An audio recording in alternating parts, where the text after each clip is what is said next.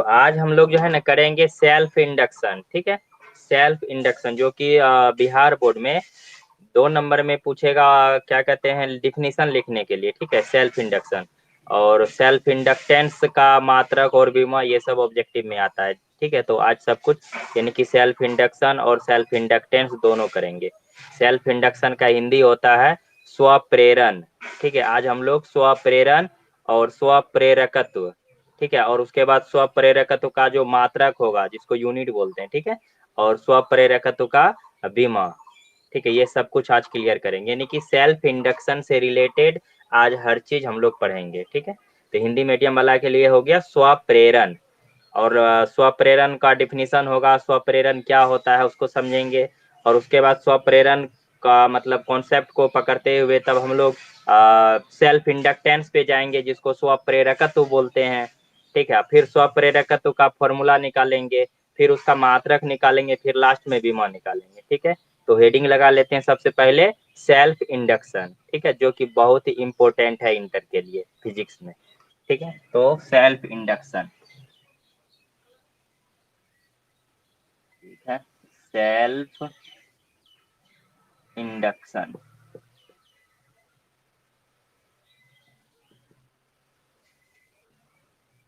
दिख रहा है, इसका हिंदी होता है स्वप्रेरण।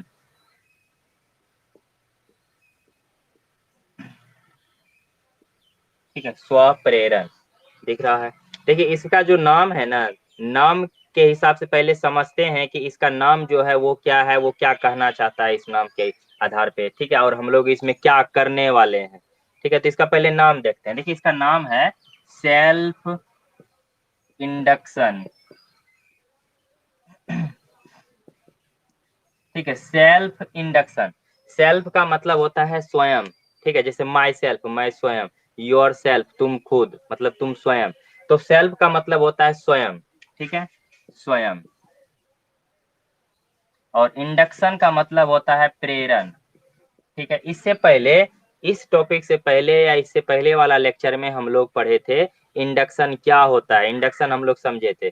इंडक्शन देखिए ऐसे होता है कि जैसे कि आप एक मैग्नेट लेते थे, एक कॉइल लेते थे, दोनों को क्या करते थे, मैग्नेट या कॉइल दोनों में से किसी एक चीज को चलाते थे। चाहे कॉइल चले या मैग्नेट चले, दोनों में से एक चीज गति में होता था। तो इन दोनों में से हम लोग जो है ना अभी तक कॉइल भी एक बार चलाए, ठीक है, जिसमें कि मोशनल इलेक्ट्रोमोटिव फोर्स का कैलकुलेशन किए, और फेराडे का जो एक्सपेरिमेंट था उसमें हम लोग मैग्नेट को चलाए थे। तो मैग्नेट जब चलता है, यानी कुछ इस तरह का एक्सपेरिमेंट देखे थे, जो कि था फेराडे का एक्सपेरिमेंट। एन टर्न्स वाला कॉइल लिए थे, एन टर्न्स का, एन टर्न्स का कॉइल लिए थे, और इस कॉइल को गैल्वेनोमीटर से कनेक्ट किए थे। यहाँ एक मैग्नेट लाए थे, मैग्नेट का एन पोल, इधर एस पोल। ठीक है, तो हम क्या किए थे कि जब मैग्नेट को आगे या पीछे करना शुरू किए थे, जब मैग्नेट मोशन में हुआ था, गति में हुआ था, तो इस कॉइल में करंट उत्पन्न हुआ था। तो यहाँ पर जो इस कॉइल में करंट उत्पन्न हो रहा है, ये खुद में खुद मैग्नेट अपने आप थोड़े ना आगे पीछे हो रहा है, इसको कोई कर रहा होगा, चाहे ये मशीन के द्वारा होता हो या किसी आदमी के द्वारा होता हो। ठीक है, लेकिन यहाँ पे क्या करते, देखिए यहाँ पर भी इंडक्शन के थ्रू, देखिए इंडक्शन का मतलब ये हुआ कि बिना सटाए हुए जो है ना करंट उत्पन्न हो रहा है, यानी कि मैग्नेट कॉइल में नहीं सटता है, बस मैग्नेट दूर ही रहता है। इंडक्शन का मतलब हो गया कि जो आपको करना है वो तो होगा, लेकिन बिना सटाए हुए। ठीक है, इंडक्शन के मेथड से चार्ज करने के लिए भी बताया आपको कि इंडक्शन के मेथड से कैसे चार्ज करते हैं। यानी कि अगर मान लीजिए ये बॉडी चार्ज है, दूसरा बॉडी अनचार्ज है, तो क्या करते थे, अनचार्ज वाला बॉडी से एक तार निकाल करके, एक तार बांध के अर्थ कर देते थे, अर्थ कर देते थे, मतलब पृथ्वी में गाड़ देते थे, और दूसरा चार्ज बॉडी को इसके पास लाते थे, पास लाते, सटाते नहीं थे। तो पास लाने से ये वाला बॉडी क्या हो जाता था, चार्ज हो जाता था। तो इस प्रोसेस को, यानी चार्ज करने का जो ये प्रोसेस था, इसी प्रोसेस का नाम था चार्जिंग बाय इंडक्शन, मतलब प्रेरण द्वारा आवेशन। प्रेरण का मतलब हो गया कि बिना सटे, ठीक है, ये बॉडी चार्ज हो गया। तो यहाँ पर भी मैग्नेट इस कॉइल में सटता नहीं है, दूर ही रहता है, लेकिन ये मोशन में रहता है। ठीक है, तो यहाँ पर भी इंडक्शन हो रहा है, तो यहाँ पर भी इंडक्शन हो रहा है, लेकिन इसको सेल्फ इंडक्शन नहीं कहेंगे। सेल्फ इंडक्शन का मतलब ये होता कि ये कॉइल खुद इस मैग्नेट को उठा करके आगे पीछे करता ना, तब जो इसमें करंट उत्पन्न होता है, तब हम यहाँ पे बोल सकते थे कि यहाँ पे सेल्फ इंडक्शन होता है। लेकिन यहाँ पे ऐसा कुछ नहीं होता है। इस मैग्नेट को या मशीन द्वारा या किसी आदमी के द्वारा आगे पीछे किया जा रहा होगा, तब जाकर के इस कॉइल में करंट आता है। तो यहाँ पे सिर्फ हम इसको इंडक्शन बोल सकते हैं, लेकिन इसका नाम है सेल्फ इंडक्शन। मतलब ये हुआ कि खुद का मैग्नेटिक फील्ड और खुद अपना मैग्नेटिक फील्ड बना करके ही अपने अंदर एक करंट बना लेता है।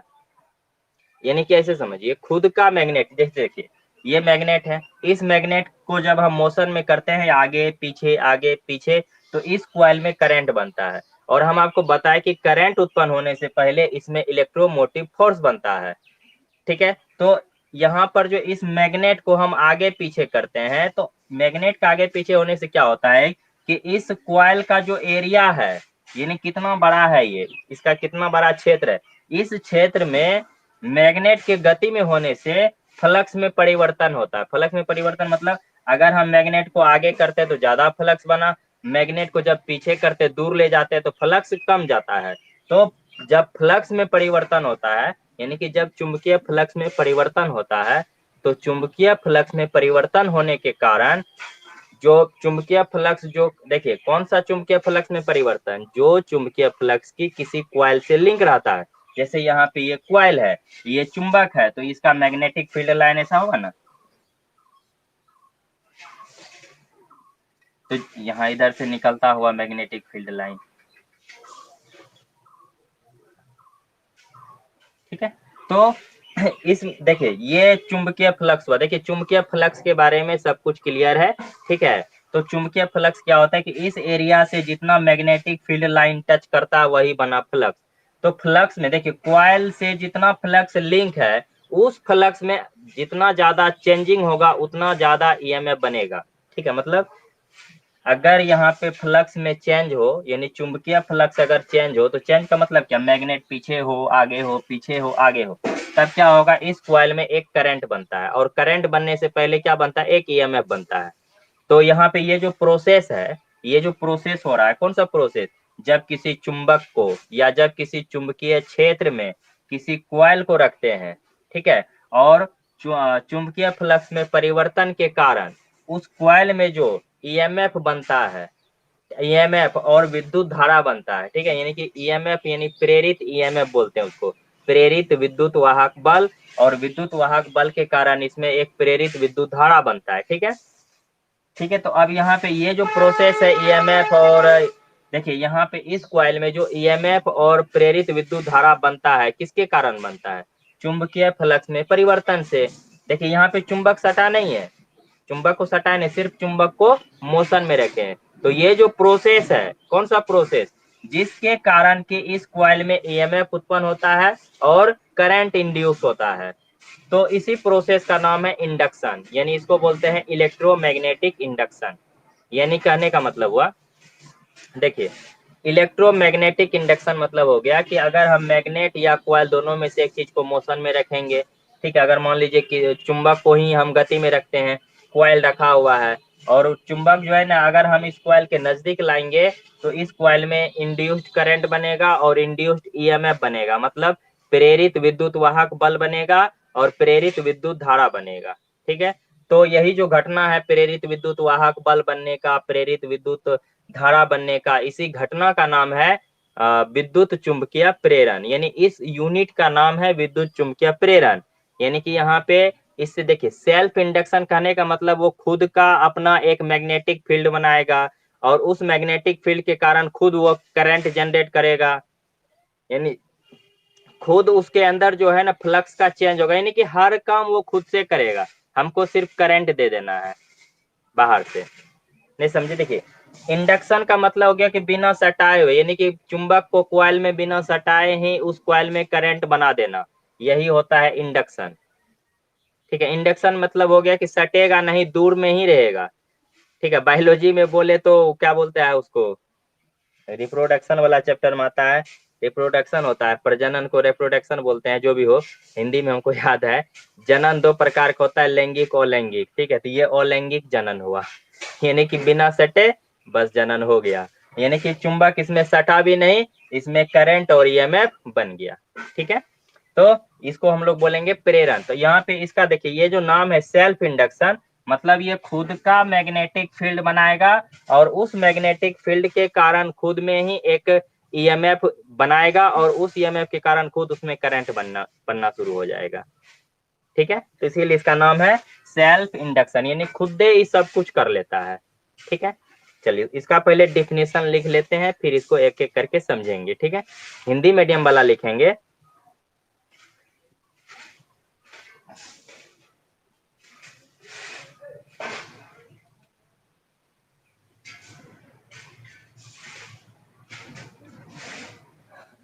पहले इंग्लिश में ही लिख लेते हैं। सेल्फ इंडक्शन लिख रहा है, सेल्फ इंडक्शन। ठीक है, self induction is a phenomenon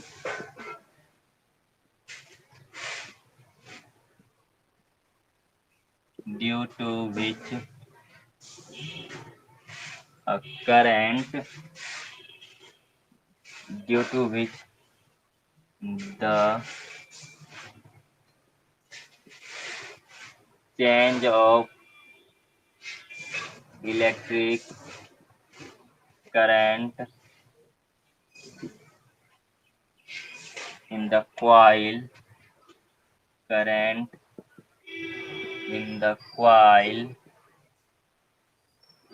induced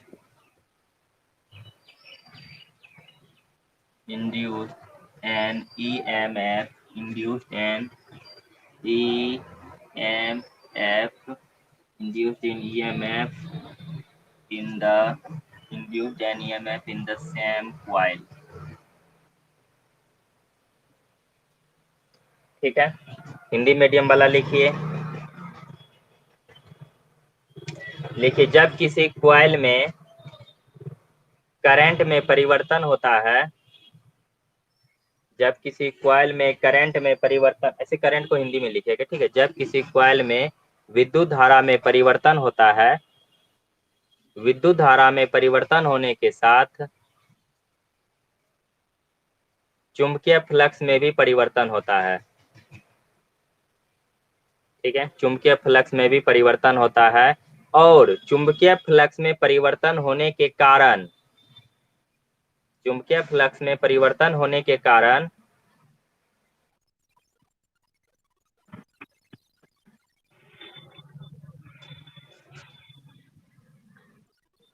चुंबकीय फ्लक्स में परिवर्तन होने के कारण उसी कुंडली में एक प्रेरित विद्युत वाहक बल, उसी कुंडली में एक विद्युत वाहक बल उत्पन्न हो जाता है।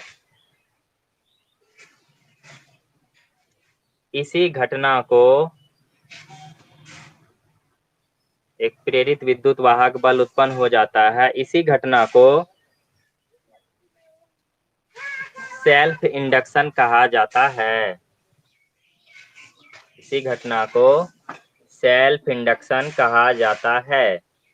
ठीक है, बाकी जो बच गया लिखने के लिए बाद में वीडियो को पुश कर करके लिख लेना है। ठीक है, पहले इसको समझते हैं। यहाँ पे लिखे क्या इंग्लिश में, देखिए हम लिखें कि सेल्फ इंडक्शन जो है एक ऐसी घटना है, इज ए फेनोमेना, यानी कि सेल्फ इंडक्शन स्व प्रेरण एक ऐसी घटना है, ठीक है, ड्यू टू विच, जिसके कारण की the change of electric current, जिसके कारण की इलेक्ट्रिक करंट में चेंज होने से, ठीक है, चेंज इन इलेक्ट्रिक करंट का मतलब हो गया इलेक्ट्रिक करंट में चेंज होने से, किसमें इलेक्ट्रिक करंट का चेंज होगा, तो इन द कॉइल, मतलब किसी कॉइल में अगर इलेक्ट्रिक करंट में चेंजिंग होगा, तो इलेक्ट्रिक करंट के चेंजिंग होने से आपको पता है कि जब किसी तार में करंट चलता है तो तार क्या बनाएगा, मैग्नेटिक फील्ड, मैग्नेटिक फील्ड बनेगा तो मैग्नेटिक फ्लक्स बना। ठीक है, ये जितना मतलब एक एरिया होगा, उस एरिया से कितना लाइन पास हो रहा है, तो किसी एरिया में जितना मैग्नेटिक फील्ड लाइन पास होगा वो फ्लक्स बना। तो जब करंट में चेंज हुआ तो इसका मतलब सीधा मतलब हो जाता है कि फ्लक्स में चेंज हुआ, और जब फ्लक्स में चेंज होता है तो फ्लक्स में चेंज होने से कॉइल में क्या इंड्यूस हो जाता है, तो इलेक्ट्रिक करंट और ईएमएफ। तो हम यहाँ लिखे हैं कि change of electric current in the coil, यानी किसी भी कॉइल में अगर इलेक्ट्रिक करंट में चेंज आता है तो इंड्यूस्ड ईएमएफ, यहाँ उल्टा हो गया, चलिए ठीक है था, इन द कॉइल इंड्यूस्ड, हाँ ठीक है, इंड्यूस्ड मतलब होता है प्रेरित, ठीक है, प्रेरित मतलब किसी कुंडली में जो ईएमएफ बनेगा ना तो उसको प्रेरित विद्युत वाहक बल बोलेंगे, ठीक है। तो induced an EMF of this same coil, मतलब किसी कॉइल में अगर आप करंट देते हैं, करंट में परिवर्तन होता है, करंट में जब परिवर्तन होता है तो क्या बना, करंट में परिवर्तन होने से फ्लक्स में सीधा परिवर्तन हो गया, यानी कि चुंबकीय फ्लक्स में परिवर्तन हो गया, और चुंबकीय फ्लक्स में परिवर्तन होने से क्या होगा कि उसी कुंडली में एक इलेक्ट्रोमोटिव फोर्स उत्पन्न हो जाएगा, ठीक है, यानी कि प्रेरित हो जाएगा, एक इलेक्ट्रोमोटिव फोर्स क्या होगा, इंड्यूस्ड होगा, यानी कि एक विद्युत वाहक बल इंड्यूस्ड हो जाएगा। तो यही जो घटना है, इसी घटना का नाम है सेल्फ इंडक्शन, ठीक है। अब इसको पिक्चर बना के बढ़िया से क्लियर से समझते हैं। ये तो हुआ डेफिनेशन, ये 2 नंबर में एग्जाम में आता है, ठीक है, इसको रट लेना है। अब इसका हम पिक्चर बनाते हैं, हम एक सोलेनोइड बनाते हैं, ठीक है, सोलेनोइड जो कि एक स्प्रिंग टाइप का होता है, ठीक है, एक सोलेनोइड बनाते हैं।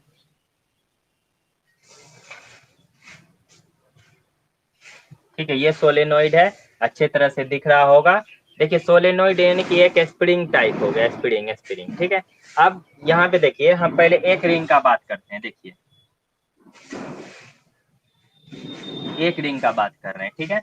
अब देखिए इस रिंग में अगर आप करंट दीजिएगा, अगर मान लीजिए आप करंट ऐसे चला रहे, इस रिंग में ऐसे गोल गोल गोल गोल करंट चला रहे हैं, ठीक है। अब इधर से करंट जाएगा, तो इस रिंग में जब करंट आएगा, मान लीजिए आप इसको बैटरी से जोड़ दिए हैं, ठीक है, इसको बैटरी से जोड़ दिए हैं, मान लीजिए इधर माइनस है, इधर प्लस है, ठीक है, एक बैटरी जोड़ दी है, यहाँ पे एक स्विच लगा दिए हैं, ठीक है, ठीक है, आप यहाँ पे आई करंट इस कॉइल को दे रहे हैं। तो अब देखिए जैसे ही स्विच को ऑन कीजिएगा, जैसे ही स्विच ऑन होगा, इधर से करंट जाना शुरू हो गया, तो करंट इसमें चला। तो जब इस कॉइल में करंट चलेगा, तो हम लोग पढ़े हैं कि जब किसी कॉइल में या जब किसी तार में करंट जाता है तो उस तार के अराउंड एक मैग्नेटिक फील्ड बनता है। तो उस मैग्नेटिक फील्ड का डायरेक्शन क्या होगा, तो हम लोग यहाँ पे देखे थे, जैसे ये करंट गया तो ये अंगूठा को करंट के डायरेक्शन में रख दीजिए, बाकी का उंगली जिधर कर्ल करता है उधर ही मैग्नेटिक फील्ड का डायरेक्शन होगा। तो यहाँ पे देखिए अंगूठा को करंट के डायरेक्शन में रखे, ये उंगली किधर मुड़ेगा, इधर इस तरफ में, तो यहाँ पे मैग्नेटिक फील्ड कुछ इस तरह का ही बनाएगा। क्लियर है, यानी कि जब किसी रिंग में जो कि गोल होता है उसमें जब करंट जाएगा तो वो क्या बनाएगा, मैग्नेटिक फील्ड। तो कैसा बनेगा, तो मैग्नेटिक फील्ड कैसा बनेगा, उसके लिए हम लोग राइट हैंड का रूल लगाते हैं, राइट हैंड का thumb rule. Right hand thumb rule में क्या करते हैं, अंगूठा को करंट के डायरेक्शन में रख देते हैं, बाकी का उंगली जो 4 उंगली है जिधर कर्ल किया उधर ही मैग्नेटिक फील्ड का डायरेक्शन होगा। तो यहाँ पे देखिए कि करंट के डायरेक्शन में अंगूठा को रखे, मान लीजिए इसमें करंट चल रहा है, अभी ऐसे गोल गोल करंट चल रहा है इसमें, तो अंगूठा को क्या किए, अंगूठा को रखे करंट के डायरेक्शन में, बाकी का उंगली किधर कर्ल किया, इस डायरेक्शन में, तो मैग्नेटिक फील्ड कुछ इस तरह का। तो यहाँ पर भी देखिए, यहाँ पर भी इस पूरा सिस्टम को यानी कि सोलेनोइड को जो है हम एक बैटरी से कनेक्ट कर देते हैं, ठीक है, हम एक बैटरी से कनेक्ट कर दिए, और उसके बाद हम यहाँ पर एक स्विच लगा दिए ऑन ऑफ करने के लिए, ठीक है, ठीक है, पूरा सिस्टम दिख रहा है, ये बैटरी है, ठीक है, सेल का जो है ना कॉम्बिनेशन है, ठीक है, और यहाँ पे एक स्विच लगा हुआ है। स्विच से क्या काम है, स्विच का काम है ऑन ऑफ करना, इसको जब ऑन कीजिएगा तो करंट चलना शुरू हो जाएगा, ऑफ कर दीजिएगा तो करंट बंद। अभी जो स्विच है ना ये ओपन स्विच है, मतलब ये बंद है, अभी खुला हुआ स्विच है, अभी काम नहीं कर रहा है, इसमें करंट नहीं जा रहा है। अगर मेरा मन होगा हम इसमें करंट दें, तो करंट अगर हम इसमें देना शुरू करें तो हम क्या करेंगे, स्विच को ऑन कर देंगे। अभी इस समय इस कॉइल में करंट क्या है, 0 है, अभी करंट कितना है, 0 है। जैसे ही करंट का वैल्यू बढ़ते जाएगा, तो करंट का वैल्यू देखिए, जब देखिए जितना ज्यादा करंट होता है, इन देखिए ऐसे समझिए, फ्लक्स जो है मैग्नेटिक फील्ड और एरिया वेक्टर पे डिपेंड करता है, और मैग्नेटिक फील्ड जो है ना डिपेंड करता है आई पर, जितना ज्यादा करंट होगा ना, जैसे इस कॉइल में आप करंट का वैल्यू को बढ़ाते जाइएगा ना, तो मैग्नेटिक फील्ड लाइन भी बढ़ते जाएगा, यानी कि बोले तो मैग्नेटिक फील्ड भी बढ़ते जाएगा। जब आप करंट के वैल्यू को बढ़ाइएगा तो मैग्नेटिक फील्ड ऑटोमेटिक बढ़ते जाएगा, क्योंकि मैग्नेटिक फील्ड करंट के सीधा समानुपाती चलता है। करंट के बढ़ाने पे फील्ड बढ़ता जाएगा, और मैग्नेटिक फील्ड के बढ़ने पर फाई का मान यानी कि फ्लक्स का मान भी बढ़ता जाएगा। ठीक है, तो यहाँ पे उतना बात को अभी गहराई से नहीं देखना है, इस सबको भूल जाइए। ठीक है, ये बात अगर आपको क्लियर हो गया तो यहाँ पर भी समझने में कोई दिक्कत नहीं है। यहाँ पर हम एक रिंग दिखाए हैं, देखिए इसमें ढेर सारा रिंग है, ये गोल गोल शेप बहुत सारा होगा। यहाँ पे फिलहाल 1 2 3 4 ही दिख रहा है, ऐसा नहीं कि 4 ही मिलेगा। ठीक है, ज्यादा भी रिंग हो सकते हैं, ऐसा नहीं कि सर 4 ही बनाए तो 4 ही लेना, नहीं। ये स्प्रिंग टाइप का कॉइल है, आपका मन जितना फेरा का करे आप ले सकते हैं। फिलहाल अभी यहाँ पे 4 ही फेरा दिख रहा है, आप n फेरा वाला कॉइल भी ले सकते हैं। ठीक है, अब इसमें देखिए होता क्या है, जैसे ही हम स्विच को ऑन करेंगे, यहाँ पे मान लीजिए हम स्विच को ऐसे ऑन कर दिए, ये स्विच ऑन हो गया। ठीक है, अब जैसे ही स्विच ऑन हो गया, यहाँ इस बैटरी से करंट जाना शुरू, ये बैटरी से करंट जाना हो गया शुरू, फिर ये घूम के ऐसे करंट इधर आया, इधर गया, फिर इधर आएगा, इधर जाएगा, फिर इधर घूम के आएगा और इधर चले जाएगा। ठीक है, अब देखिए सबसे पहला बात, जब यहाँ से करंट चलना शुरू किया होगा, ठीक है, सोचिए जब यहाँ से करंट चलना शुरू किया होगा तो सबसे पहले किस रिंग में गया होगा, तो इस रिंग में आया होगा सबसे पहले, नहीं आया होगा। सोचिए जब यहाँ से करंट चलना शुरू किया होगा यहाँ से, तो ये चूंकि ये प्लस पोल है बैटरी का, ये माइनस है। ठीक है, ये आई वाला 0 छोड़ दीजिए, अभी बाद में कर लेंगे। देखिए जब सबसे पहले करंट चलना शुरू किया होगा, जब स्विच ऑन किए होंगे तो फटाक से ये पहला वाला रिंग में करंट आया होगा, आया होगा। अब इस रिंग में जैसे ही करंट आएगा एगो रिंग, तो इस रिंग की तरफ बिहेव करेगा, नहीं करेगा। इस रिंग में जैसे ही करंट आया होगा, ये फटाक से अपना एक मैग्नेटिक फील्ड जनरेट किया होगा। ठीक है, धाए धाए ये जो है ना, ये वाला इसका साइज थोड़ा छोटा होगा, इसको बड़ा कर लीजिए। ठीक है, ये करंट आया, ये करंट गया। जैसे कि इस कॉइल में करंट गया तो ये कॉइल का क्या बनाया, एक मैग्नेटिक फील्ड। तो यहाँ से जैसे ही करंट चलना शुरू किया होगा तो पहला वाला रिंग में करंट गया होगा, और इस रिंग में जैसे ही करंट गया होगा तो ये धाए धाए अपना एक मैग्नेटिक फील्ड बनाया होगा, फटाफट एकदम ऐसे।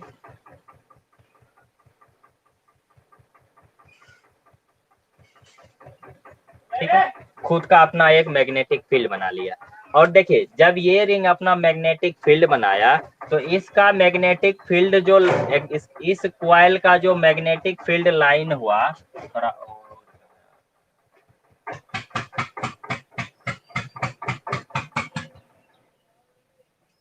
ठीक है, देखिए जब करंट इस रिंग में आया होगा सबसे पहले, तो ये रिंग क्या बनाया होगा, मैग्नेटिक फील्ड लाइन। और जितना भी मैग्नेटिक फील्ड लाइन है बाकी के कॉइल से होकर के, बाकी का कॉइल के एरिया से होकर के गुजरता है, ये समझे। अरे एरिया क्या मतलब, ये सब रिंग तो गोल गोल ही ना है। तो इसका जो मैग्नेटिक फील्ड बना होगा, मैग्नेटिक फील्ड लाइन जो होगा, वो सभी लाइन इसमें जितना भी रिंग है, जितना भी टर्न है, उस टर्न के एरिया से ही ना गुजर रहा होगा। जैसे कि यहाँ पे एक ये रिंग है, ये रिंग क्या बनाया, इसमें जब हम करंट देते हैं तो ये क्या बनाया, मैग्नेटिक फील्ड लाइन।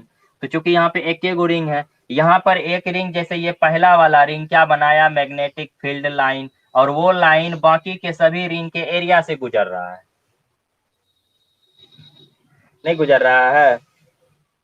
यानी कि देखिए जब यहाँ से करंट चलना शुरू किया तो सबसे पहले इस रिंग में गया, और जैसे ही इस रिंग में करंट आया तो ये रिंग क्या बनाया, एक अपना मैग्नेटिक फील्ड बनाया। ठीक है, और मैग्नेटिक फील्ड हम लोग, ये तो मैग्नेटिक फील्ड लाइन ड्रॉ करते हैं, ये एक इमेजिनरी लाइन है। ठीक है, तो जैसे ही इस कॉइल में करंट आया तो वो एक अपना मैग्नेटिक फील्ड बनाया। ठीक है, और इस मैग्नेटिक फील्ड का डायरेक्शन किधर हुआ, तो इधर हुआ राइट से लेफ्ट की तरफ। ठीक है, वो कैसे पता चला, राइट हैंड थंब रूल से। करंट के डायरेक्शन में थंब को रखिए, बाकी का उंगली जिधर कर्ल हो गया उधर मैग्नेटिक फील्ड का डायरेक्शन होगा। तो देखिए अंगूठा को रखे करंट के डायरेक्शन में, बाकी का उंगली इस डायरेक्शन में कर्ल किया तो मैग्नेटिक फील्ड का डायरेक्शन ये हुआ। अगर आप करंट इधर से भेजना शुरू करते तो मैग्नेटिक फील्ड का डायरेक्शन उल्टा हो जाता है। ठीक है, करंट अगर आप इस डायरेक्शन से भेजते हैं ना तो ये तीर का चिन्ह उल्टा हो जाता है। आप अपने कॉपी में जिधर से करंट भेजिएगा आप सेप उस हिसाब से बनाइएगा। हम फिलहाल करंट इधर से भेजे हैं, ठीक है, तो करंट हम इधर से भेजे हैं तो इसीलिए मैग्नेटिक फील्ड का ये डायरेक्शन है। अगर करंट इधर से भेजते तो डायरेक्शन इसका उलट जाता तब। ठीक है, तो यहाँ पे हो क्या रहा है, देखिए कॉइल में जैसे ही हम करंट देते हैं तो खुद जब देखिए हम सिर्फ क्या दिए, एगो करंट, और जैसे ही हम करंट देते हैं तो ये वाला कॉइल क्या किया, एक अपना मैग्नेटिक फील्ड बनाया। ठीक है, और उस मैग्नेटिक फील्ड लाइन, इस कॉइल का जो मैग्नेटिक फील्ड लाइन है बाकी के सब कॉइल से गुजर रहा है। और हम क्या बोले कि यहाँ पे जितना देखिए मैग्नेटिक फील्ड लाइन इस एरिया में कि जितना आया है वो क्या बनेगा, फ्लक्स। फ्लक्स का डिफिनेशन जानते हैं ना कि यूनिट एरिया में यानी एलिमेंट्री एरिया में जितना मैग्नेटिक फील्ड लाइन जाता है ना वही क्या बन जाता है, फ्लक्स। तो यहाँ पे इस एरिया में जितना मैग्नेटिक फील्ड लाइन गया उसका नाम हो गया फ्लक्स। यानी कि सब एरिया में देखिए इस एरिया में भी और इसमें भी देखिए जितना मैग्नेटिक फील्ड लाइन है वो सब मैग्नेटिक फील्ड लाइन क्या बन गया, मैग्नेटिक फ्लक्स। ठीक है, और मैग्नेटिक फ्लक्स में चेंज का मतलब देखिए पहले शुरू में इस कॉइल में करंट क्या था, जीरो था।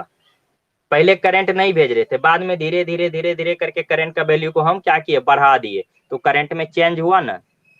अरे देखिए पहले हम क्या बोले थे कि करंट उसमें जीरो है, बाद में हम करंट के वैल्यू को क्या कर दिए, ऑन कर दिए। यानी कि जैसे ही करंट ऑन किए बाद में, तो करंट के जगह पे आई ही लिखते हैं। शुरू में करंट जीरो था, बाद में करंट क्या बन गया, आई। तो करंट में चेंज आया ना, पहले जीरो बाद में आई, तो चेंज हुआ नहीं हुआ, करंट में चेंज हुआ।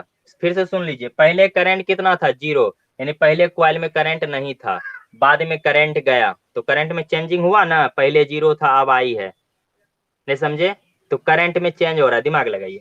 पहले करंट नहीं था तो करंट जीरो हो गया, बाद में करंट गया तो कुछ ना कुछ करंट हुआ, तो करंट में चेंज हुआ, यानी धारा में परिवर्तन हुआ। हम यहाँ पे लिखे हैं change of electric current in the coil, मतलब किसी कॉइल में इलेक्ट्रिक करंट के चेंज होने पर।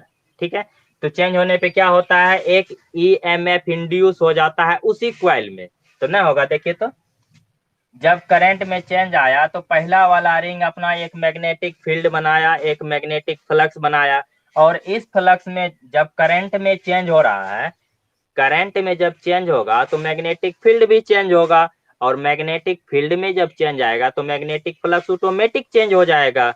तो जब हम बोल रहे हैं कि करंट चेंज हो रहा है तो इसका मतलब सीधा समझिए कि मैग्नेटिक फ्लक्स चेंज हो रहा है। तो जैसे ही मैग्नेटिक फ्लक्स में चेंज होता है, तो हम लोग पढ़े हैं कि जब फ्लक्स में चेंज होता है ना, तो फेराडे साहब बोले कि फ्लक्स में जब चेंज होगा ना तब एक ईएमएफ बनेगा। ठीक है, तो इस सब बाकी सब कॉइल में करंट तो सिर्फ हम इस कॉइल में भेजे थे, लेकिन बाकी के सब कॉइल में ऑटोमेटिक करंट उत्पन्न हो जाएगा। ठीक है, नहीं समझ में आया समझते हैं एक बार और। करंट तो सबसे पहले इसमें गया ना, और इसमें करंट जाने से क्या बना, मैग्नेटिक फील्ड, और मैग्नेटिक फील्ड लाइन जो है ना बाकी के सब कॉइल में ऑटोमेटिक अटैच हो गया, नहीं बाकी का सब एरिया में अपने आप चले गया। और मैग्नेटिक फील्ड के जाने पर हम लोग पढ़े थे ना कि जब किसी कॉइल को मैग्नेटिक फील्ड में रखते हैं तो उस कॉइल में करंट बनता है, ईएमएफ बनता है। अब ये सब कॉइल कहाँ रखा हुआ है, मैग्नेटिक फील्ड में ही रखल हो गया। अरे पहले इस कॉइल में करंट गया तो ये अपना मैग्नेटिक फील्ड बनाया, तो उसी मैग्नेटिक फील्ड में ना बाकी का ये सब टर्न रखा हुआ है, तो इसमें भी एक ईएमएफ बनेगा ना। तो यही जो घटना है खुद का, देखिए खुद का ही ये जो सब रिंग है ये खुद एक ही चीज का है, एक ही कॉइल का सब रिंग है, लेकिन करंट पहले खुद उसी कॉइल के एक रिंग में गया, और उस रिंग के कारण बाकी के सब रिंग में ऑटोमेटिक करंट उत्पन्न हो जाएगा, यानी कि ऑटोमेटिक ईएमएफ उत्पन्न हो जाएगा। इसी घटना का नाम है सेल्फ इंडक्शन, यानी कि खुद का रिंग में करंट गया एक ठो रिंग में, और इस रिंग में करंट जाने से बाकी का सब रिंग में ऑटोमेटिक ईएमएफ बन गया, यानी कि ऑटोमेटिक एक करंट बन गया। और यही जो घटना है, इस तरह का ये जो प्रोसेस है, ये जो फेनोमिना है, इसी का नाम है सेल्फ इंडक्शन। ठीक है, हम तो सिर्फ करंट में चेंज किए थे, थोड़ा सा करंट भेज दिए। अब जैसा ही करंट भेजे कि बाकी ये अपना खुद का करंट बना लिया, नहीं पड़ोसिया को कहावत होता है ना कि वो क्या कहता है, देख करके जलता है तुम्हारा, तुम ये कर लेगा, हम भी कर लेंगे। नहीं, हम करें, हम यहाँ से इसको करंट भेजे, लो बेटा भिखा भीख मांग लो, लो 1 रुपया ला, हमको भीख दीजिएगा, हमको अपने हैं। तो वही हाल है यहाँ पे, ठीक है। तो यहाँ से हम 1 रुपया भीख में दिए, ये वाला खाया पिया बचाया, उसी से बढ़ा करके बाकी सबको दे दिया। ठीक है, यानी कि हम करंट भेजे तो एक रिंग में गया, और इस रिंग में करंट जाने से मैग्नेटिक फील्ड बना, मैग्नेटिक फ्लक्स में चेंज हुआ, फ्लक्स में चेंज होने से बाकी का सब रिंग में ऑटोमेटिक करंट बन गया, ऑटोमेटिक एक ईएमएफ बन गया। ठीक है, अब हम लोग कैलकुलेशंस करेंगे, पिक्चर को छापिए।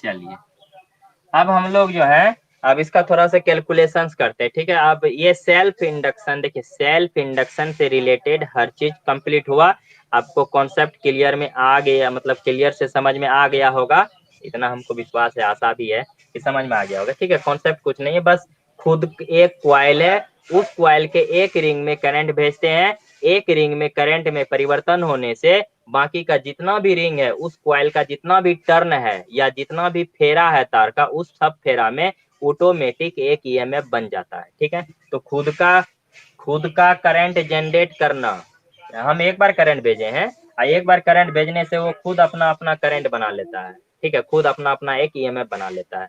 तो यही जो घटना है इसको बोलते हैं सेल्फ इंडक्शन। ठीक है, ये 2 नंबर में डिफिनेशन पूछता है बिहार बोर्ड में। अब हम लोग फॉर्मूला निकालते हैं न्यूमेरिकल बनाने के लिए। ठीक है, तो चलिए शुरू करते हैं फॉर्मूला के लिए। सबसे पहला बात ये होता है कि फ्लक्स जो है, फ्लक्स सीधा समानुपाती होता है आई का। ठीक है, यानी कि फ्लक्स जो होता है, मैग्नेटिक फ्लक्स जो है, करंट का डायरेक्टली प्रोपोर्शनल होगा। डायरेक्टली प्रोपोर्शनल का मतलब ये हो गया कि करंट जितना ज्यादा होगा, और एक बात और है इसमें, and I is directly proportional to B.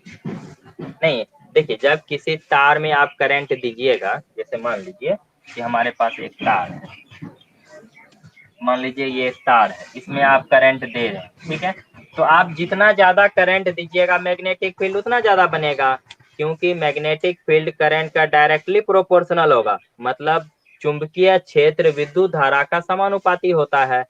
क्योंकि आप जितना ज्यादा करंट का वैल्यू बढ़ाते जाइएगा ना, तो मैग्नेटिक फील्ड जो इसके गोल गोल बनेगा, इसके सर्कुलर फॉर्म में, उसका भी वैल्यू बढ़ते जाएगा। आप करंट के वैल्यू को कम कीजिएगा ना, तो मैग्नेटिक फील्ड की इंटेंसिटी भी घटते जाएगी, और करंट का वैल्यू को आप बढ़ाते जाइएगा तो मैग्नेटिक फील्ड की इंटेंसिटी भी बढ़ते जाएगी। तो हम कह सकते हैं कि मैग्नेटिक फील्ड का जो है ना सीधा संबंध होता है किससे, मैग्नेटिक फील्ड का संबंध होता है इलेक्ट्रिक करंट से, यानी हम बोल सकते हैं कि विद्युत धारा चुंबकीय क्षेत्र के समानुपाती होता है। ठीक है, और देखिए जितना ज्यादा मैग्नेटिक फील्ड होगा उतना ज्यादा फ्लक्स होता है, क्योंकि फ्लक्स का जो फॉर्मूला है, फ्लक्स का जो फॉर्मूला है, देखिए चूंकि since we know flux is equal to formula होता है बी इंटू ए। ठीक है, यानी कि फ्लक्स किस किस चीज पे डिपेंड करता है, मैग्नेटिक फील्ड और एरिया पे। तो यहाँ पर जो ये गोल गोल गोल गोल रिंग है दादी का बिंदी गोल गोल, तो ये दादी का बिंदी तो फिक्स है ना, यानी एरिया फिक्स है। यानी यहाँ पे हम जितना भी रिंग लिए हैं, ये सब रिंग का जो एरिया है ना, वो एक रंग का है, एकदम कांस्टेंट है, एकदम फिक्स है। तो यहाँ पे हम लोग एरिया के बारे में कुछ नहीं कह सकते हैं फ्लक्स में। हम सिर्फ किसके बारे में सोचेंगे, बी के बारे में। बी यानी कि क्या, मैग्नेटिक फील्ड। ठीक है, यानी कि हम लोग देखो यहाँ पे इस सिचुएशन में एरिया जो है, इस क्वाइल का एरिया, जिस मतलब इस क्वाइल के जितने भी टर्न्स हैं, जितने भी रिंग हैं, उस रिंग का जो एरिया है सबका एक साइज का है, यानी एरिया ना तो बढ़ेगा ना तो घटेगा। तो हम कह सकते हैं यहाँ पे in this situation A is constant, यानी इस सिचुएशन में एरिया जो है, क्षेत्रफल जो है क्वाइल का, वो क्या है, कांस्टेंट है। तो जब एरिया कांस्टेंट है तो फ्लक्स का ज्यादा या फ्लक्स का कम होना किस पे डिपेंड करता है, तो इलेक्ट्रिक करंट पे या मैग्नेटिक फील्ड पे। यानी आप सीधे समझिए कि फ्लक्स का ज्यादा या कम होना किस पे डिपेंड करेगा, डायरेक्ट करंट पे, क्योंकि आप जितना ज्यादा करंट दीजिएगा तो उतना ज्यादा फ्लक्स बनेगा, क्योंकि करंट देने से क्या बनता है, मैग्नेटिक फील्ड। और मैग्नेटिक फील्ड बनने से क्या होगा, मैग्नेटिक फील्ड जब बनेगा तो मैग्नेटिक फील्ड में जब कॉइल रखा रहेगा या कोई एरिया होगा और वो उसका मैग्नेटिक फील्ड लाइन उस एरिया से जितना टच करेगा वही क्या बनेगा, फ्लक्स बनेगा। जैसे यहाँ पे इसका देखिए, इस कॉइल का अपना मैग्नेटिक फील्ड लाइन हुआ और दूसरा कॉइल के एरिया से गुजर रहा है इसका मैग्नेटिक फील्ड लाइन। तो यानी कि जब किसी एरिया से मैग्नेटिक फील्ड लाइन पास होगा ना, तो जितना भी मैग्नेटिक फील्ड लाइन किसी एरिया से पास होगा वही क्या बनेगा, एक फ्लक्स बनेगा, जिसको हम लोग मैग्नेटिक फ्लक्स बोलते हैं। ठीक है, तो फ्लक्स डिपेंड करता है आई पे और आई डिपेंड करता है बी पे, सॉरी, फ्लक्स डिपेंड किया आई पे और बी डिपेंड किया आई पे। यानी कि आई पे दो गो चीज डिपेंड करता है, आई पे फ्लक्स भी और आई पे बी भी। यानी कि अगर आप करंट के वैल्यू को बढ़ाइएगा तो मैग्नेटिक फील्ड भी बढ़ेगा। देखिए ये उल्टा पुल्टा दोनों सही है। अगर आप मैग्नेटिक फील्ड बढ़ाइएगा ना तो करंट बढ़ेगा, और अगर आप करंट बढ़ाइएगा तो मैग्नेटिक फील्ड बढ़ेगा। जैसे यहाँ पे अगर आप ज्यादा करंट देते हैं तो ज्यादा मैग्नेटिक फील्ड बनता, ज्यादा मैग्नेटिक फील्ड बनता तो बाकी का कॉइल में ज्यादा करंट बनता। ठीक है, चलिए वो सब बात को भूल जाइए। ठीक है, अब हम लोग इसमें उतना बात को नहीं सोचेंगे, हम सीधा समझेंगे कि फ्लक्स जो है ना करंट के समानुपाती हो गया। ठीक है, यानी कि घुमा फिरा करके हमको सिर्फ आना है कि सब कुछ करंट पर ही डिपेंड कर रहा है। ठीक है, करंट जितना ज्यादा जाता इस कॉइल में उतना ज्यादा फील्ड बनता, इस कॉइल में जितना ज्यादा फील्ड बनता उस फील्ड के कारण बाकी के कॉइल में उतना ज्यादा करंट उत्पन्न हो जाता। ठीक है, तो हम लोग कह सकते हैं कि फ्लक्स जो है ना, फाई जो है ना आई के समानुपाती होता है। तो अगर समानुपाती को हटाइएगा तो हम लोगों को पता है कि अगर हम समानुपाती को हटाते हैं ना तो एक कांस्टेंट लेते हैं। ठीक है, तो हम यहाँ पर भी एक कांस्टेंट लेंगे, फाई बराबर एल इंटू आई। तो एल क्या है, तो एक कांस्टेंट है। ठीक है, वेयर हिंदी हुआ जहां एल क्या है, तो एल जो है ना इसको बोलते हैं सेल्फ इंडक्टेंस भी बोल सकते हैं। ठीक है, सेल्फ इंडक्टेंस या इसको को इफिशियंट ऑफ सेल्फ इंडक्टेंस।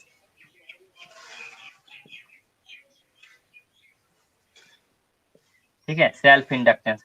जब देखिए चैप्टर शुरू करने से पहले ही आपको बोले थे कि हम इस चैप्टर में क्या पढ़ेंगे, सेल्फ इंडक्शन पढ़ेंगे, फिर सेल्फ इंडक्टेंस पढ़ेंगे, फिर सेल्फ इंडक्टेंस का मात्रक पढ़ेंगे, फिर उसका बीमा पढ़ेंगे और उसका फॉर्मूला भी कैलकुलेशंस करेंगे। तो अब हम लोग यहाँ से हम लोग एक नया फिर टॉपिक नया इसमें आ गया, एक नया टॉपिक जिसका नाम होगा सेल्फ इंडक्टेंस। ठीक है, sorry, coefficient of self inductance. ठीक है, कोफिशिएंट ऑफ सेल्फ इंडक्टेंस। तो ये हो गया phi is equal to L into I, यानी कि जब समानुपाती हटा तो हम एक नियत लिए। ठीक है, एल क्या है, एल कांस्टेंट है। ठीक है, एल क्या है, कांस्टेंट है। इसके बारे में इसके बाद समझते हैं, यहाँ तक इसको नोट करना। कांस्टेंट का मतलब ये नियत है।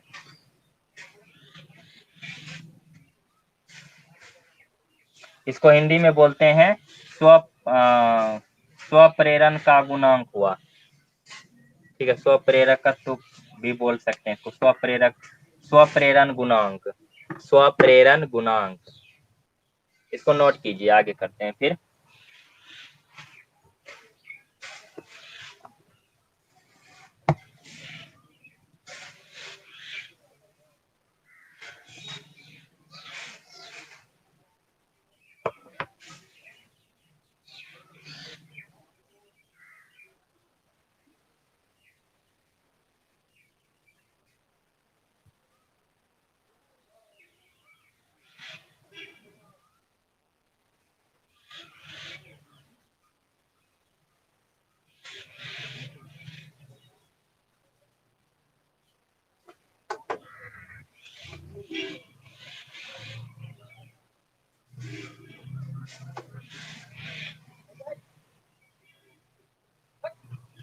हो गया,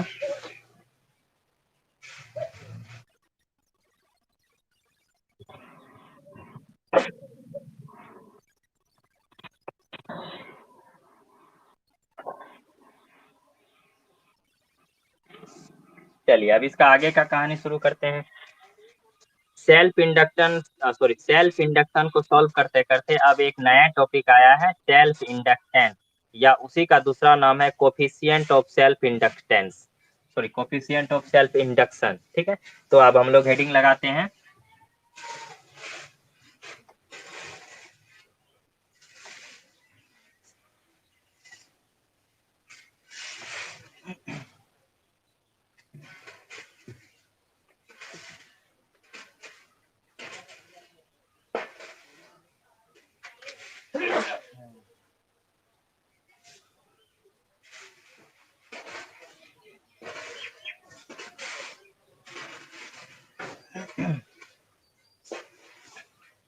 चलिए हेडिंग लगाते हैं, कोएफिशिएंट ऑफ सेल्फ, दिख रहा होगा coefficient of self, INDUCTION, self induction,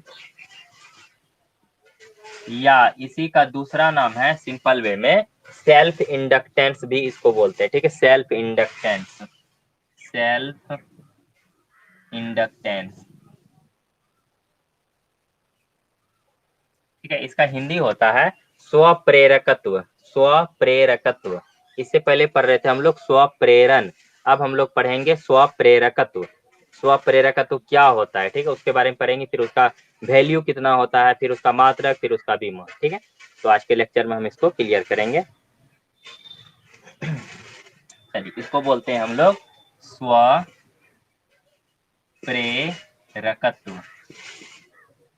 स्वप्रेरकत्व।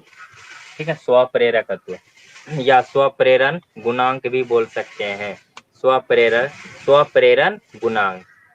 ठीक है, चलिए शुरू करते। देखिए अभी हम एक फॉर्मूला निकाले, फाई इज इक्वल टू होता है, क्योंकि फाई इज इक्वल टू हम लोग लिख सकते हैं L इंटू आई। देखिए एक चीज इसमें और है कि यहाँ पर जो हम L लिख रहे हैं, ठीक है, L जो हम लोग यहाँ पे लिख रहे हैं कैपिटल L लिख रहे हैं। ठीक है, स्मॉल एल अपने मन से नहीं करना, ये नहीं कि हम लोग क्या करेंगे छोटका एल लगा देंगे या छोटका नहीं, ये कैपिटल एल ही होता है, फिक्स है। यानी सेल्फ इंडक्टेंस को कैपिटल एल से डिनोट किया जाता है। ठीक है, छोटका एल नहीं लगाएंगे, बड़ा वाला एल लगाएंगे। इसीलिए हमेशा याद रखना कि यहाँ पे ये नहीं समझना कि सर जी बड़का एल लिखे ना तो हम छोटका एल लिख देते, नहीं, एल जहाँ भी लिखा रहेगा फिजिक्स के किताब में, 12th क्लास में फिजिक्स के किताब में जहाँ पे एल लिखा हुआ मिलेगा वहां पे समझना है वो क्या है, सेल्फ इंडक्टेंस। ठीक है, क्या है तो सेल्फ इंडक्टेंस, यानी हिंदी हो गया स्वप्रेरकत्व। ठीक है, अब इस स्वप्रेरकत्व का हम लोग फॉर्मूला निकालते हैं। ठीक है, ये जो फ्लक्स है कौन सा फ्लक्स है, तो मैग्नेटिक फ्लक्स है, और मैग्नेटिक फ्लक्स को क्या करते हैं, फाई के नीचे में भी लगा देते हैं, तो ये हो गया मैग्नेटिक फ्लक्स। अब इससे आप एल का वैल्यू निकालिए, तो एल का वैल्यू निकालिए, एल मतलब क्या, आपको निकालना ही है सेल्फ इंडक्टेंस, और सेल्फ इंडक्शन इंडक्टेंस क्या है, एल है, तो एल का वैल्यू निकालिए। तो एल का जब वैल्यू निकालेंगे तो इससे होगा हमारा एल बराबर फाई बी बटा आई, ये सेल्फ इंडक्टेंस का फॉर्मूला हुआ। ठीक है, न्यूमेरिकल बनाने के वक्त अगर हमको सेल्फ इंडक्टेंस निकालना होगा या स्वप्रेरकत्व, हिंदी में बोलिए तो स्वप्रेरकत्व अगर हमको निकालना होगा तो हमको चेंज इन फ्लक्स दिया रहेगा, फ्लक्स का कितना चेंजिंग है, फिर आई का वैल्यू दिया रहेगा कितना करंट उस कॉइल में जा रहा है, तो ये दोनों का वैल्यू रख के सॉल्व कर लेंगे तो हमको क्या निकल जाएगा, सेल्फ इंडक्टेंस। ठीक है, अब इसका डिफिनीशन देखते हैं क्या होता है सेल्फ इंडक्टेंस का।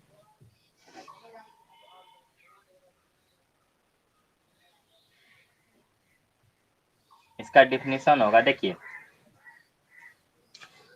हम बताते हैं, डिफिनीशन बहुत इजी है।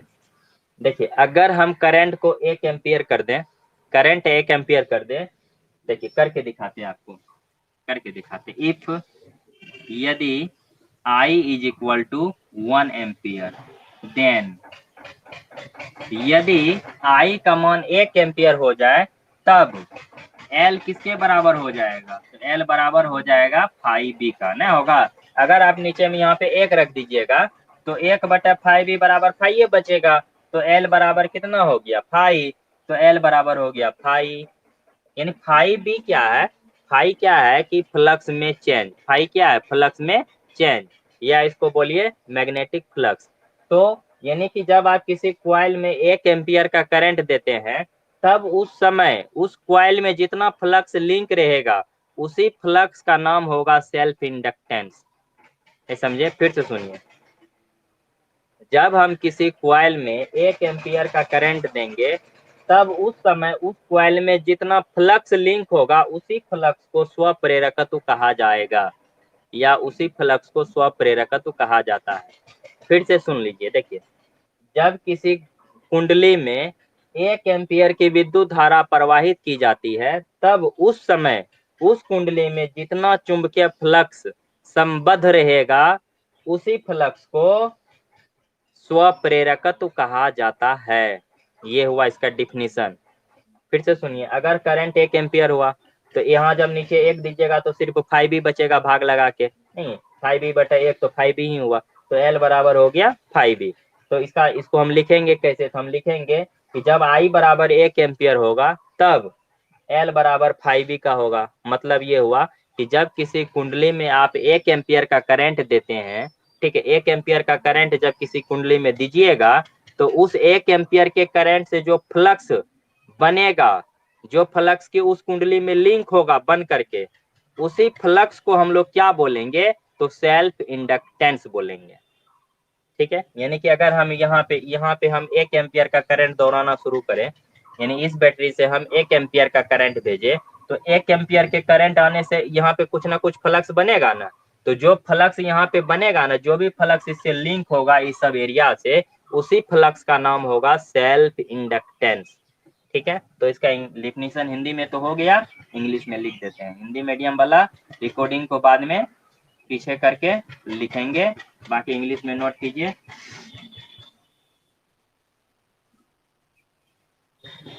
Flux link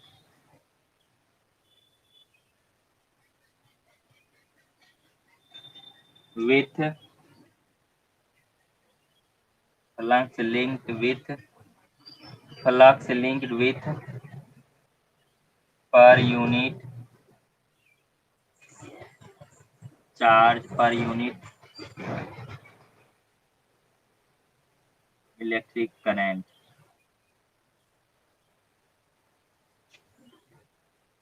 called flux linked with per unit electric current is called self inductance। ठीक है, सेल्फ इंडक्टेंस। ठीक, इसको समझ लीजिए।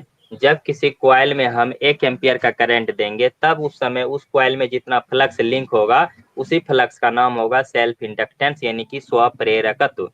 ठीक है, जैसे अभी यहाँ पे देखिए, अगर हम इसको 1 एम्पियर का करंट देंगे, यानी कि यूनिट करंट देंगे, यूनिट मतलब 1 एम्पियर का एकांक करंट, तो जैसे ही हम इसमें 1 एम्पियर का करंट देंगे तो ये अपना एक फ्लक्स बनाएगा। तो जो भी फ्लक्स बनाइए 1 एम्पियर के करंट देने से ये कॉइल जो भी फ्लक्स बनाएगा उसी फ्लक्स का नाम होगा सेल्फ इंडक्टेंस, यानी स्वप्रेरकत्व।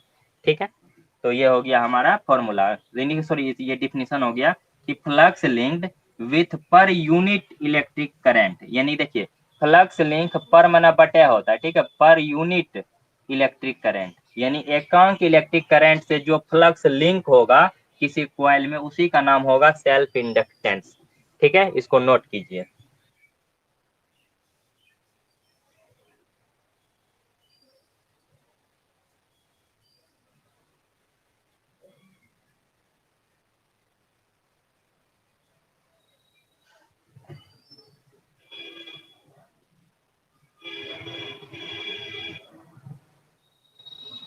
नोट हो गया।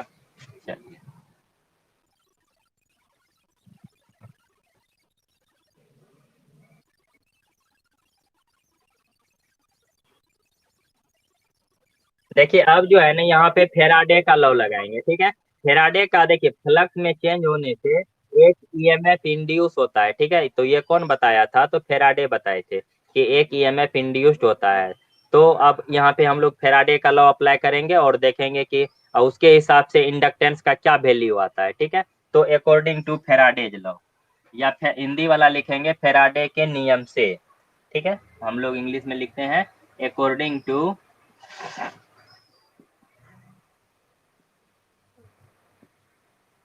Faraday's,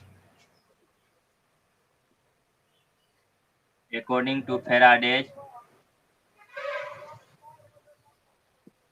second law of electromagnetic induction.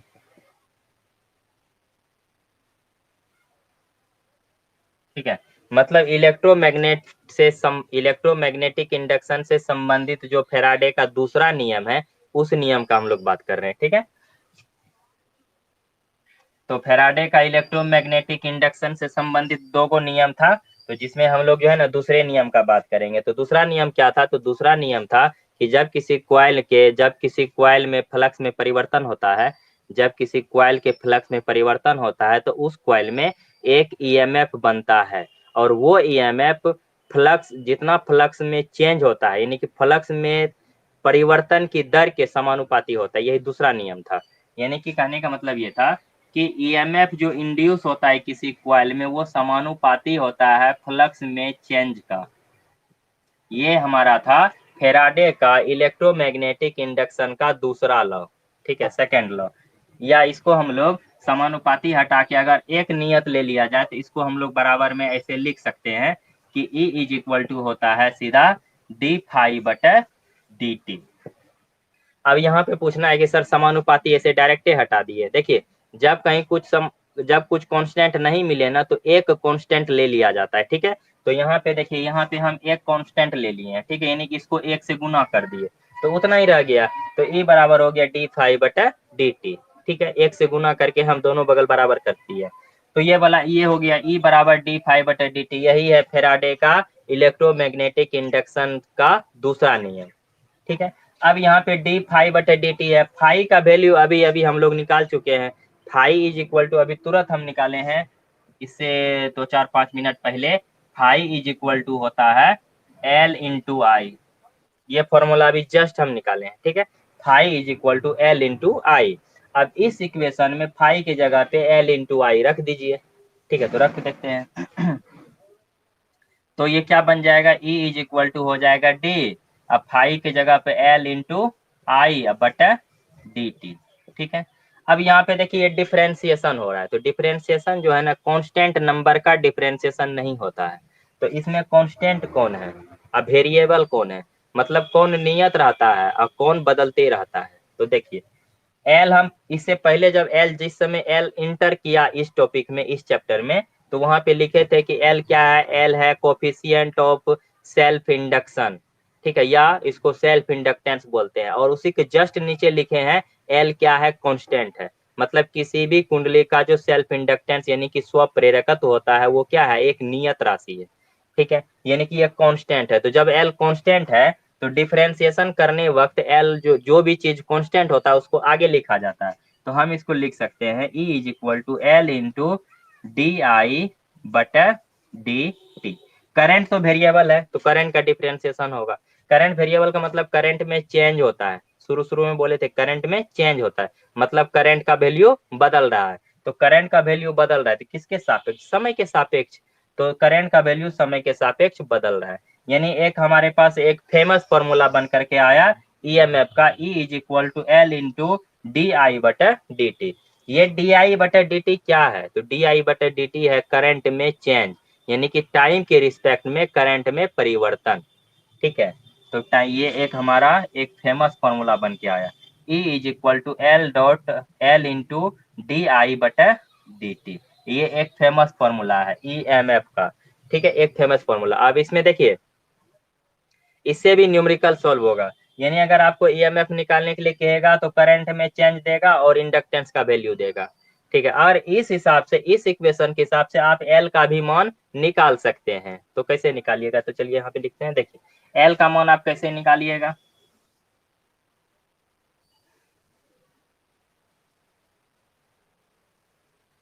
देखिए, E इज इक्वल टू है ना एल गुना इतना, तो हमको एल बराबर निकालना है। तो एल बराबर कितना हो जाएगा? तो एल बराबर हो जाएगा E बटा डी आई बटा डी टी। ठीक है, एल बराबर हो जाएगा ई बटा डी आई बटा डी टी, यानी कि ये गुना में है ना इधर, तो इस साइड आएगा तो बगल में आ जाएगा, तो ई बटा हो जाएगा डी आई बटा डी टी। अब यहाँ पे देखिए, यहाँ पे अब इंडक्टेंस का एक दूसरा डिफिनीशन हो गया। अब यहाँ पे इंडक्टेंस का अभी जो हम लोग डिफिनीशन लिखे थे, अब यहाँ पे एक नया और डिफिनीशन हो गया सेल्फ इंडक्टेंस का। अब यहाँ क्या कह रहा है देखिए, अगर इस नीचे वाला का मान 1 हो जाए, देखिए अगर इसको नोट कीजिए, इसको डिलीट करना पड़ेगा, ज्यादा नोट कीजिए।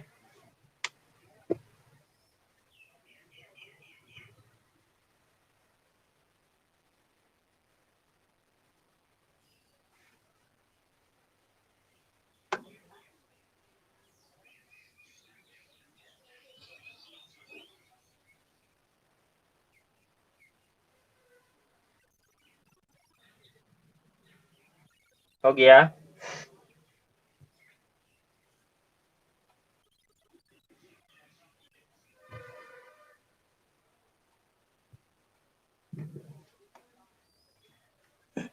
चलिए, अब यहाँ पे देखिए कि एक नया फॉर्मूला एल का आया, वो है हमारा L is equal to E upon D I बटर डी टी, या आप इसको ऐसे भी लिख सकते हैं डी आई बटर डी टी। ठीक है, अब यहाँ पे अगर देखिए, अगर डी आई बटर डी टी इसका मान 1 हो जाएगा, ठीक है, इसका मान अगर 1 हो जाएगा, तो ये क्या होगा ना कि अगर मान लीजिए अगर डी आई बटा डी टी बराबर अगर आप 1 करते हैं, क्योंकि 1 नहीं बल्कि 1 एम्पियर बोलिएगा इसको, ठीक है, क्योंकि यहाँ पे विद्युत धारा में ना परिवर्तन होता है, तो विद्युत धारा का मात्रा 1 एम्पियर होता है, तो डायरेक्ट हम 1 नहीं बोल सकते हैं, 1 एम्पियर बोल सकते हैं।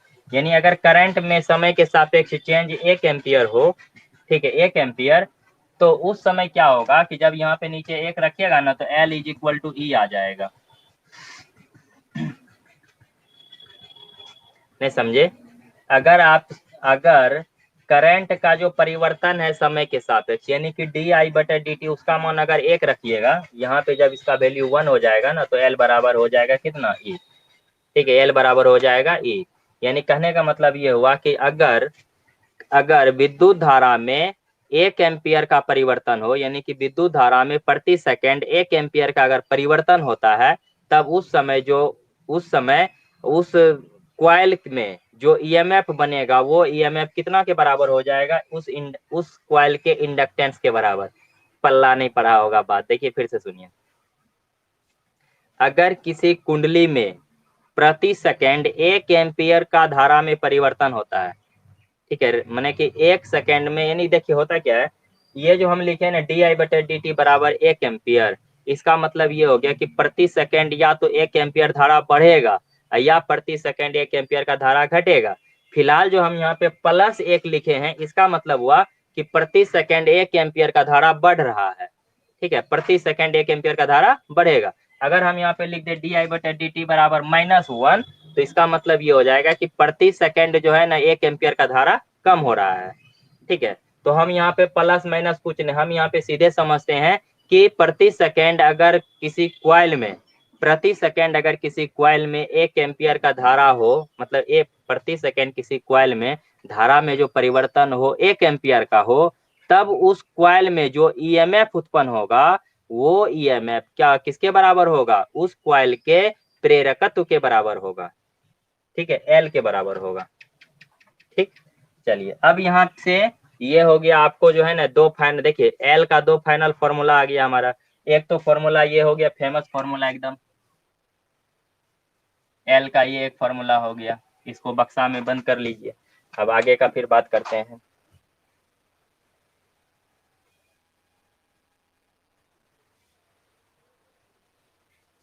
अब सेल्फ इंडक्टेंस का जो एसआई यूनिट है,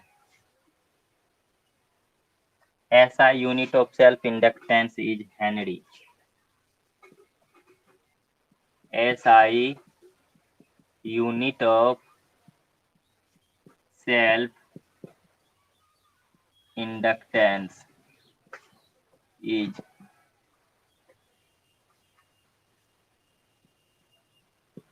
HENRY.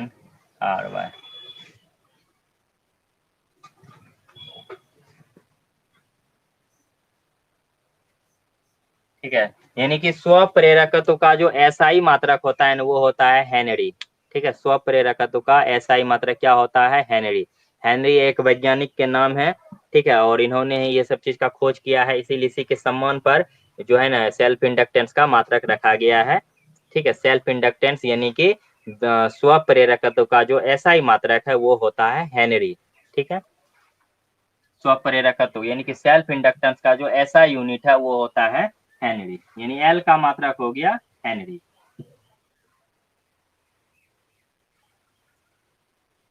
अब चाहे तो आप देखिए, अब इसका जो है ना ये तो एसआई यूनिट हो गया, यानी कि एसआई यूनिट तो निकल गया। अब चाहे तो आप इसका डायमेंशन निकाल सकते हैं, या दूसरा यूनिट भी निकल सकता है, इसमें इससे कोई बड़ी बात नहीं है, आप निकाल सकते हैं। जब देखिए जब इसका डायमेंशन निकालेंगे ना तो उससे पहले हम इसका एक और मात्रक निकाल के दिखाएंगे, जो कि एसआई ही होगा लेकिन दूसरा एसआई होगा, लेकिन वैल्यू इसी का है। यानी अगर आपको पूछ दे एग्जाम में, अगर आपको पूछ दे कि स्व प्रेरकत्व का एसआई मात्रक क्या होता है, 4 ऑप्शन रहेगा तो उसमें से आपको हेनरी मारना है। ठीक है, अगर ये हेनरी ना रहे तो एक और मात्रक अभी हम निकालेंगे, वो देख लीजिएगा जो भी हो।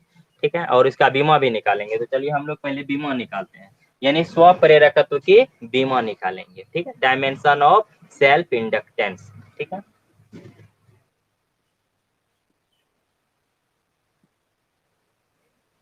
Dimension of self inductance. ठीक है, सेल्फ इंडक्टेंस का डायमेंशन निकालते हैं। चलिए फॉर्मूला लिख लेते हैं पहले, ये वाला फॉर्मूला यूज करेंगे, चूंकि L इज इक्वल टू होता है, L इज इक्वल टू है ई बटा डी आई बटा डी टी। ठीक है, अब इसको सॉल्व करते हैं। देखिए L बराबर हो जाएगा ई, मतलब देखिए इलेक्ट्रोमोटिव फोर्स बोलिए या इसको वोल्टेज बोलिए, दोनों सेम ही होता है। इलेक्ट्रिक करंट वाला चैप्टर में हम लोग पढ़े थे, V और E दोनों बराबर ही है। यानी कि इलेक्ट्रोमोटिव फोर्स का भी ऐसा यूनिट वोल्ट ही होता है, और वोल्ट विभवांतर का भी ऐसा यूनिट वोल्ट ही होता है। इसीलिए V का जो फॉर्मूला होगा, यानी कि V बराबर E होता है, तो V का जो फॉर्मूला होगा वो E के फॉर्मूला के बराबर ही होगा, यानी कि V बराबर होता है W बटा क्यू। ये बेसिक फॉर्मूला है, V is equal to W बटा क्यू, या आप E बराबर W बटा क्यू लिख सकते हैं। तो यहाँ पे E आया है तो यहाँ पे आप लिख सकते हैं W बटा क्यू। अब बटा डी आई बटा डी टी, ये तो करंट है, करंट का मात्रक हो गया एम्पियर, अब समय का मात्रक हो गया सेकेंड। यानी इसको जो, हाँ आप सेकेंड भी लिख सकते हैं, ठीक है कोई दिक्कत नहीं है। अब उसके बाद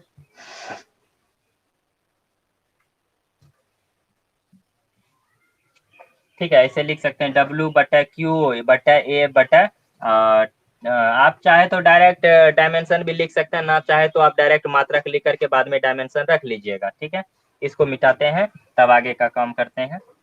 उसके बाद हो जाएगा, देखिए सॉल्व जब करेंगे, इसको सॉल्व जब होगा तो ये हो जाएगा W बटा क्यू गुना एस बटा ए। याद रखिएगा एस यहाँ पे डिस्प्लेसमेंट नहीं बल्कि एस क्या है, सेकेंड है। ठीक है, याद रखना पड़ेगा, एस यहाँ पे सेकेंड है। अब क्यू जो होता है ना, क्यू का बेसिक फॉर्मूला है, क्यू बराबर होता है आई इंटू टी। ठीक है, ये फॉर्मूला आप लोग जानते होंगे, क्यू बराबर आई इंटू टी।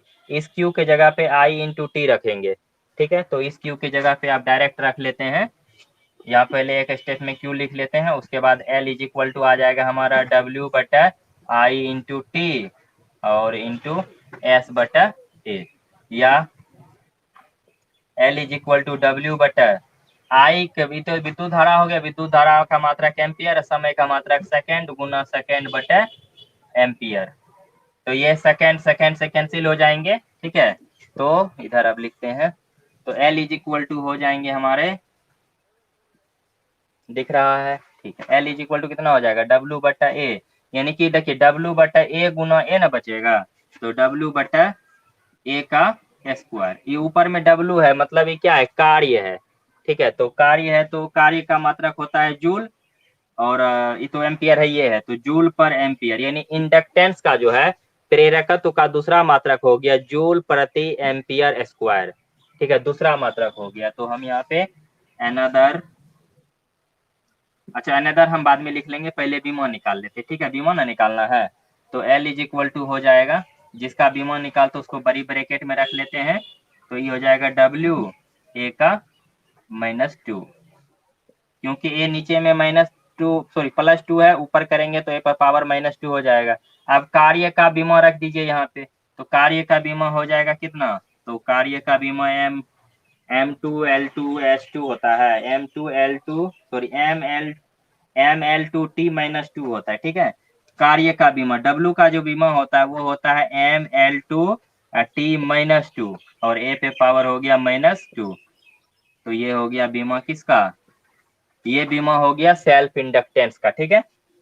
यानी कार्य का बीमा होता है M1L2T-2 और एम्पियर का तो एम्पियर है ये है, ठीक है। तो ये M1L2T-2 A-2, ठीक है। अब यहाँ पे आप इसको नोट करो,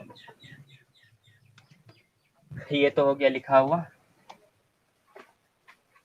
देखिए इंडक्टेंस का दूसरा ऐसा unit, another SI unit of self inductance is joule प्रति एम्पियर, यानी कि इसका हो जाएगा जूल पर एम्पियर स्क्वायर।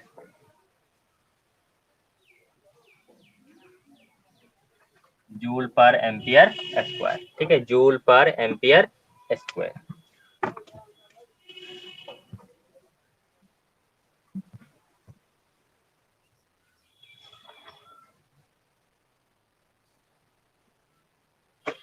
हो गया, नोट किया हुआ, ठीक है। ये सेल्फ इंडक्टेंस का सारा कहानी खत्म हो गया, ठीक है। अब हम लोग गंगा नहा लिए, सेल्फ इंडक्टेंस पढ़ लिए।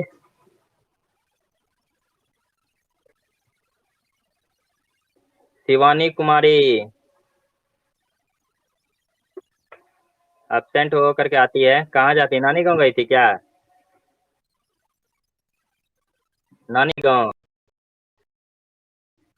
अच्छा अच्छा, चलो बढ़िया है, खैर कोई बात नहीं, ठीक है। तब पढ़ाई करो। क्या हुआ, स्टूडेंट कम नहीं, हम छांट दिए। नहीं, क्या करेंगे, जुटे से ना तो पढ़ती है ना तो पैसा देगी, मतलब खुद भी परेशान होती है, हमको भी परेशान करती है। टीच हम पता है कि सर आप पैसा नहीं मांगते स्टूडेंट से, रिमाइंडर नहीं भेजते, आपका पेमेंट नहीं होता है सर, कैसे पढ़ाते हैं, ये सब हमको बोलते रहता है, हमको सुनना पड़ता है। ठीक है, तब इंग्लिश का टाइम बचा क्या, 4:27 हो गया। अच्छा, तो 20 मिनट में आते हैं, ठीक है, 4:27, 4:20 तो इंग्लिश का टाइम हो गया, 10 मिनट में आते हैं, ठीक है, पानी वानी पी के।